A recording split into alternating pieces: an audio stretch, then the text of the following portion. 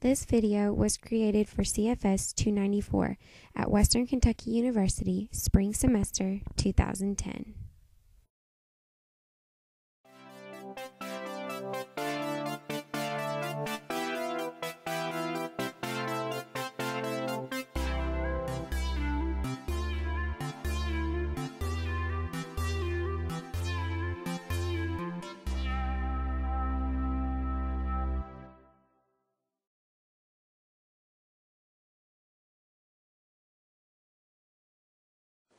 Hi, I'm Marla Beach. I'm going to discuss what I learned in CFS 294 and tell you some key points and highlights from the 4 interviews I conducted this semester. Before we can get started talking about the interviews, it's important to get a basic idea of 2 very important key terms. Having a basic idea of these key terms will allow you to better understand the information from my interviews. The first key term is assessment. According to the Oklahoma State University Assessment and Testing website, assessment is the systematic collection, review, and use of information about educational programs undertaken for the purpose of improving student learning and development. The second key term is an assessment tool. According to the NCCIC, assessment tools are point-in-time or ongoing activities that measure children's learning and development.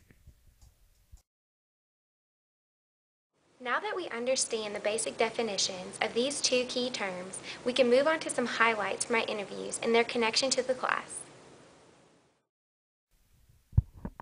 My first interview was with Phyllis Atzinger, a speech-language pathologist who works with children birth to 8 years.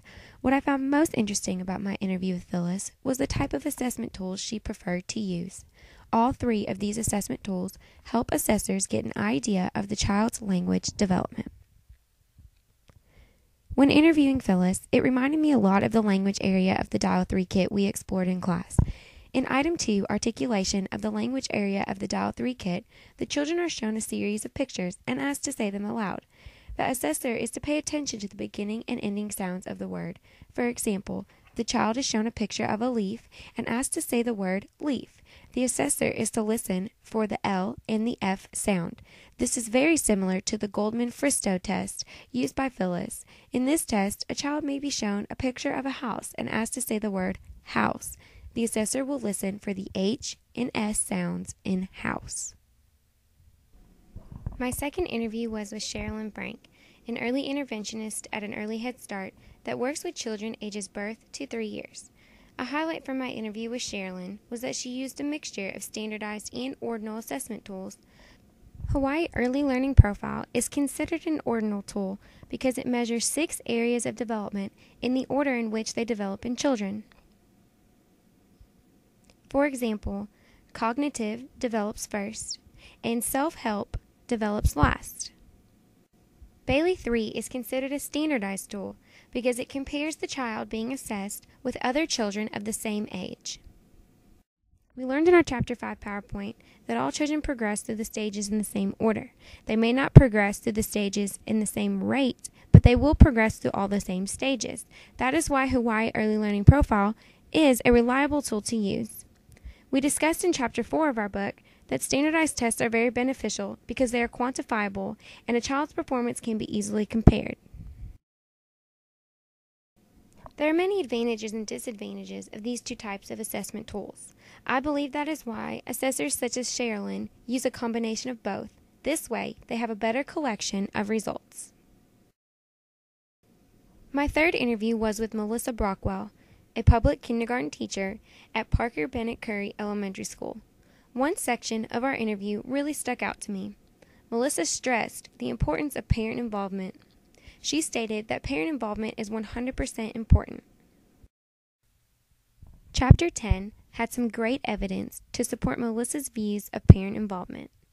The opening paragraph of Chapter 10 states that parents have an important role in their child's development and learning.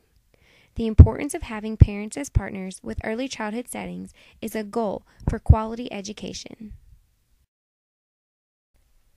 Another piece of evidence that supports Melissa's view on parent involvement is that if a child is diagnosed with a disability, the IDEA requires that families be involved in assessment, decision making, and activities planned for helping the child.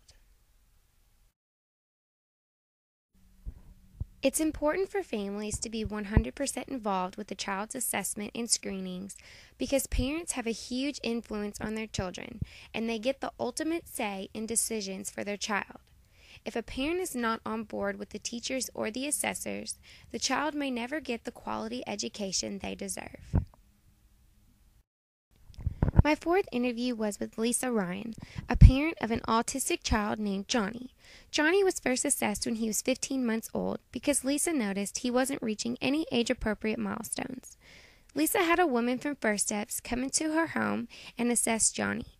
The assessor told Lisa that Johnny had sensory integration disorder, which meant that Johnny's senses aren't connecting right with his brain.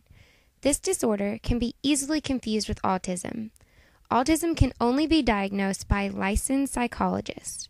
Unfortunately, Lisa was not referred or asked to follow up with a licensed psychologist to see if Johnny really had autism. Lisa took it upon herself to get Johnny diagnosed. Johnny did in fact have autism, and this story just goes to show the importance of follow-ups when dealing with possible delays. In week 2 of our class, we did a small group project and discussed our findings with the rest of the class. My partner and I chose this section of the Early Childhood Curriculum, Assessment, and Program Evaluation position statement. This statement specifically exclaims the importance of not labeling a child without further assessment or follow-up. Johnny's assessment led to a concern, but he was not followed up on properly. When mistakes like this are made, children and families go through a great amount of frustration and stress. We've learned a lot of information. Let's recap on the most important things we learned from this video. Assessments and assessment tools are used to discover and keep track of possible developmental delays.